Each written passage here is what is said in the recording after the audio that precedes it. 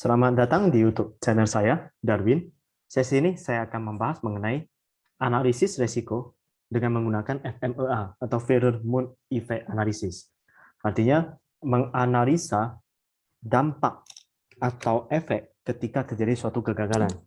Bisa kegagalan produk atau lainnya. Jadi intinya adalah analisa resikonya. Dari saya biasanya menggunakan 3 variabel. Yang pertama adalah severity, occur, dan yang ketiga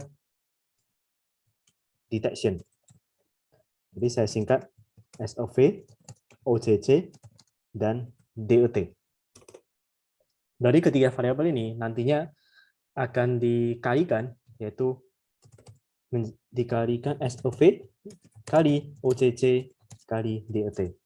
RPM ini apa? Yaitu Risk Priority Number. Dengan menghasilkan satu angka tersebut, jadi saya bisa langsung menentukan, oke, inilah yang menjadi prioritas saya. Resiko terbesar yang harus saya solve terlebih dahulu. Adapun angka dari SOV, OCC, dan DET ini, dia antara 1 sampai 10.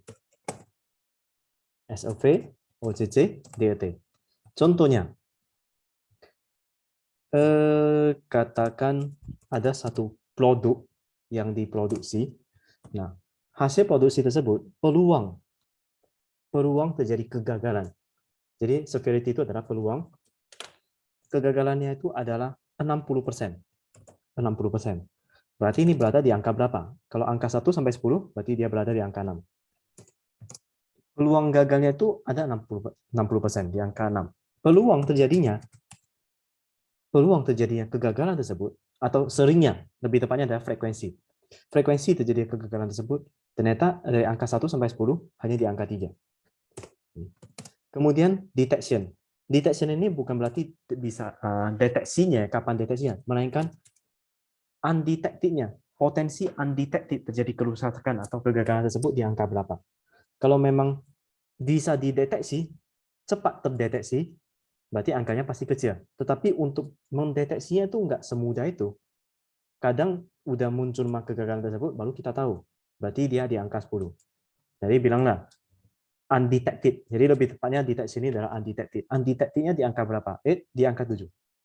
Berarti, risk priority number dia angkanya berapa? 6 kali 3 kali 7. Berarti di angka 6 kali 3, 18 kali 7, 126.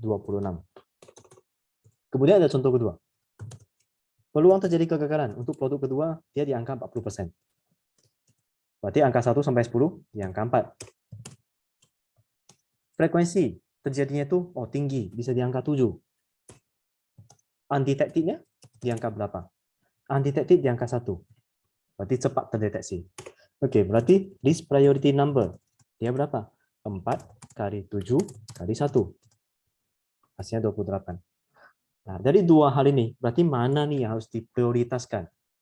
Untuk preventif, jangan sampai udah mulai terjadi kegagalan, baru take action. Yaitu yang pertama, inilah yang harus diselesaikan pertama kali. Barulah yang kedua nih. Bagaimana bisa menentukan seperti itu? Ya dari angkanya, 126 dibanding 28. Sadar tidak sadar, ketika belajar ilmu statistik, itu kan ada, terutama di bagian peluang, frekuensi harapan, yaitu peluang P PS saya dikali N. Frekuensi harapan yaitu peluang dibagi banyak kejadian. Sebenarnya ini sama loh. Peluang yaitu severity, SOV. Banyak kejadian, itulah occur. Nah, karena dia least priority number, berarti ada tambah lagi satu variabel, yaitu undetected-nya. Seperti itu. Jadi, sebenarnya dalam ilmu matematika yang dipelajari, terkadang kan seringnya saya dengar pertanyaan, belajar peluang ini nanti dipakai di mana? Belajar limit dipakai di mana? Belajar integral nanti pakainya di mana? Jadi bidang ilmu atau materi atau formula yang ada di dalam matematika itu memang akan digunakan di praktek. Hanya saja kadang kita nggak tahu implementasinya di mana. Saya akan berikan satu contoh lagi. Bilanglah ada produk A, ini case yang berbeda. Ada produk A, produk B, produk C, produk D, dan produk E. Kegagalan itu mungkin terjadi, bukan mungkin terjadi, akan terjadi ketika failure, kegagalan terjadi ketika B dan D berdampingan. Oke. Nah, sekarang saya akan hitung dulu. Ini kan rumusnya ini ya. Saya copy dulu ke bawah. RPM SOV kali OCC kali DET. SOV itu kan tadi saya bilang adalah peluang. Berarti saya harus hitung dulu peluang terjadinya nih. Peluang kegagalannya. B dengan D. Kalau masih ingat kan ada permutasi, ada kombinasi. Ini anggaplah nggak ada masalah di urutan. Berarti kalau B dan D, peluang berurutannya itu cuma ada dua kemungkinan. BD atau di DB. Oke. Sekarang, ketika B dan D, ini saya gabungkan, B dan D,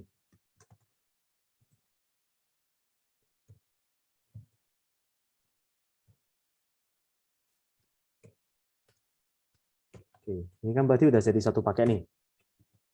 Ini adalah kegagalan. Nah, potensi atau urutan banyak kemungkinan dari A, BD, C, dan E. Ini ada berapa kemungkinan? Berarti ada 4 kelompok ya. 1, 2. Ini kenapa digabung jadi 1? Karena ini kan udah hitung. 2, 3, ada 4. Berarti 4 faktorial. 4 kali 3 kali 2 kali 1. Dapatnya 24. Berarti severity-nya, peluang kegagalan adalah 2 bagi 24. Berarti yang 2 bagi 24, 0,08 atau bisa dibilang 80%. Oke. Berarti ini udah dapatlah nilai SOV. Potensi frekuensi terjadinya B dan D berdampingan itu apa? Seberapa sering sih angka 0, angka 1 sampai 10? Nah, katakanlah potensi B dan D itu berdampingan. Itu potensinya 50-50 frekuensinya. Oke, berarti di angka 5.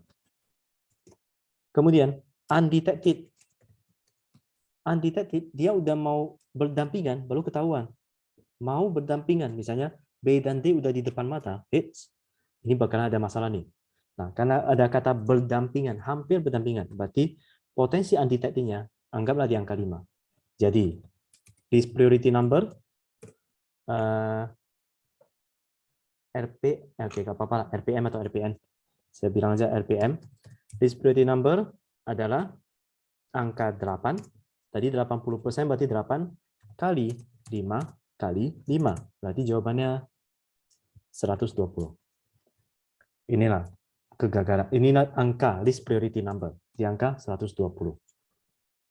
Oke, harusnya dari pemaparan saya bisa dipahami. Intinya adalah dari semua ilmu matematika yang ada, peluang, kombinasi, permutasi, itu butuh dipahami di awal. Memang nggak semuanya dipakai sih, karena kalau dalam kondisi nyatanya, hitung-hitungan sebenarnya ambil hitungannya sederhana dalam praktek di lapangan. Karena keep it simple. Itulah adalah solusi yang paling smart. Semoga pemaparan saya mengenai analisa risiko menggunakan FMEA ini bermanfaat untuk Anda dan dapat diimplementasikan. Ingat like dan subscribe YouTube channel saya. Darwin. Terima kasih.